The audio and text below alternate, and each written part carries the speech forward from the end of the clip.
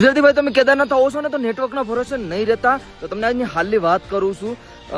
2 દિવસથી આમ તો વાત કરું તમને કે ગઈ રાતે પણ નેટવર્ક ઉઈ ગયું હતું, એના પહેલા પણ નેટવર્ક ઉઈ ગયું હતું.